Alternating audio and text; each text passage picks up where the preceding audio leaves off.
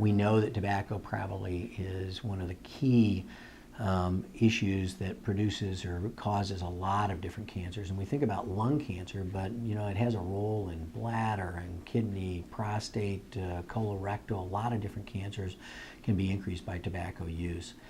We know that chewing tobacco can increase its risk for both just oral cavity cancer and pancreas cancer. And then certainly there's the issue of secondhand smoke that we can be exposed to. If you're around a smoker, your secondhand smoke can be reduced if you'll kind of avoid some of that.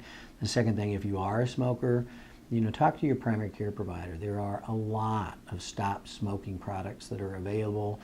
There's also some medication that sometimes may be recommended for you to kind of get down or cut down on your smoking or stop it completely. Sun exposure. How do we reduce that? We know the baby boomers are reaching a certain age, and we are starting to see some increased rates of skin cancer. Well, we know that that can be related to the amount of sun exposure and how early we have that sun exposure in our lives. So some basic things: you want to avoid direct sunlight as much as possible. Get in the shade. We want to cover exposed areas. You can wear a hat, you can use long sleeves, cover our arms, watch our ears. You want to make sure that if you're out in the sun, use a sunscreen protectant, and use it all the time. And they make them in all kinds of different forms so that they can be easy to use.